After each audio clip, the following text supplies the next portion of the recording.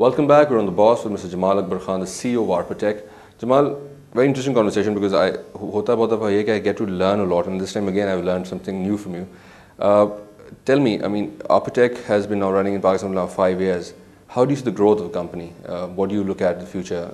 How do you feel that it'll go from here? Right. So the growth sort of trajectory that we have is we expect to grow about 100% this year, and I think subsequent years as well we'll grow 100% year over year. We want to grow fast, but we want to grow right.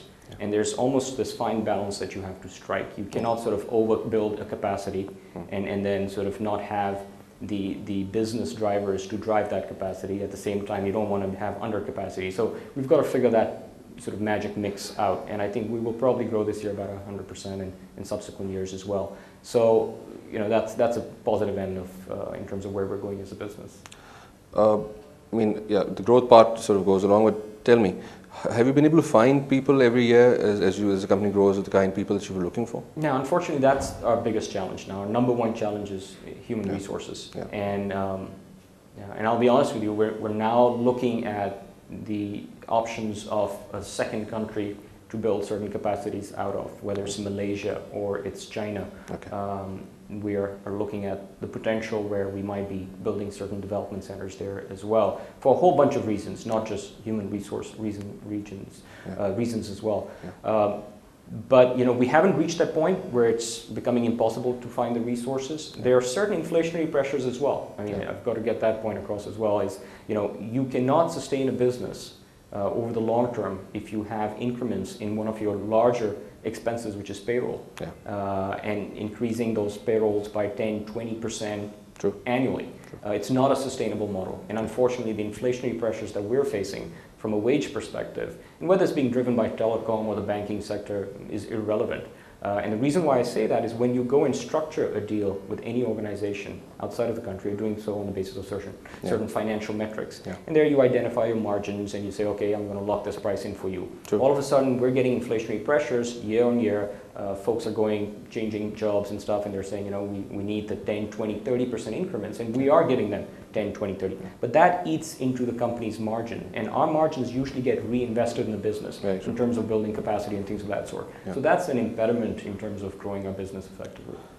Pakistani clientele, I mean, are you focusing on the Pakistani market more now since the last 5 years, or has it always been to be working around Pakistan as one of your offices in the country? No, we did not focus on Pakistan.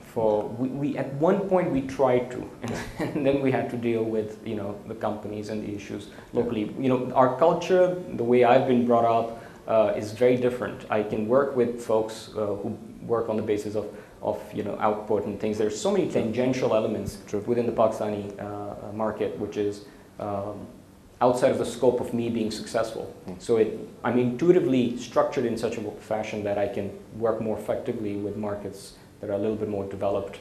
But there have been instances where local entities have asked us to assist them and help them, because we have a really strong skill set in particular areas, and we've certainly helped them out. That's never been an issue. Has the Pakistan market been able to sort of give you that kind of output?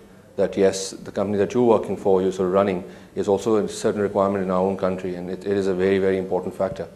Yeah, I think there is an element. For example, we are very strong in IT security, and I think that's a strong element. And we cater to the IT security needs for large entities around the world.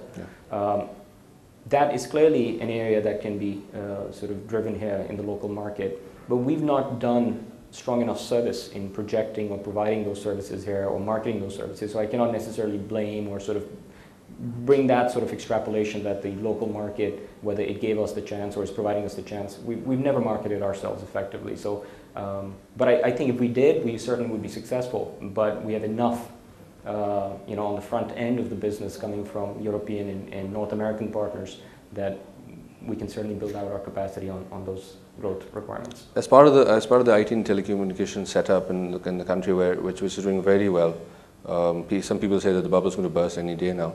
How do you see the market of Pakistan in terms of the IT and telecom at this point, and do you think the future is as bright?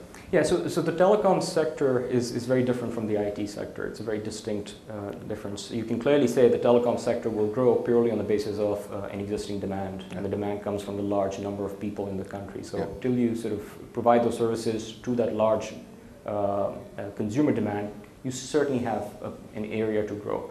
On the IT sector, there are some impediments. So there's certainly certain things that if we don't get our act together, we're certainly going to have to face and deal with, and that can impact our business.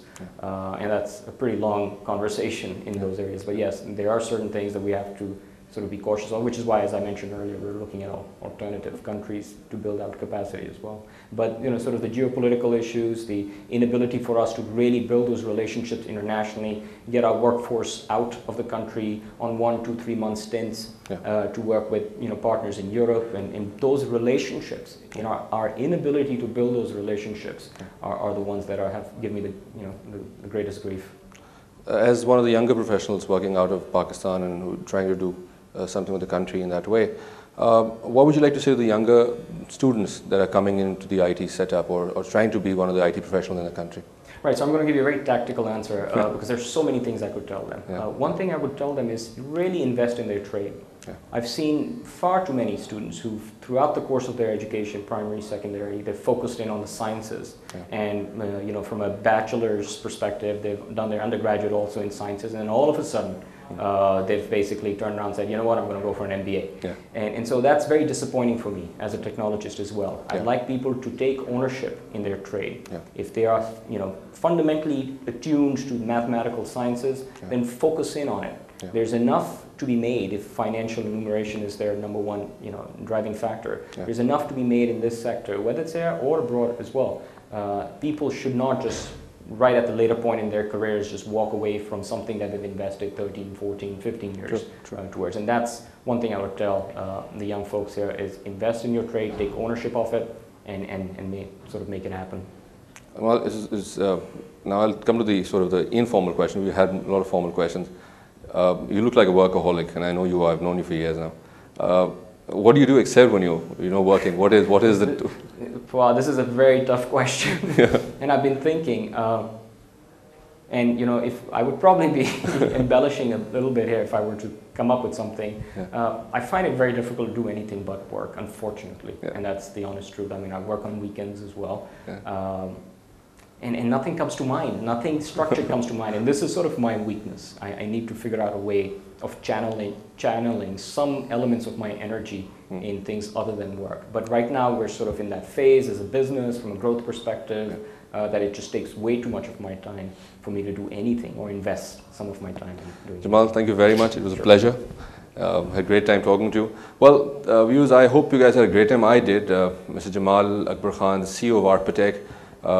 I think anybody who's now gone into their own companies trying to sort of start up a tech company or doing anything, I think Jamal's a great role model for all of you. So till next week, I'm signing off. This is Fawad Suhail Abbasi from The Boss.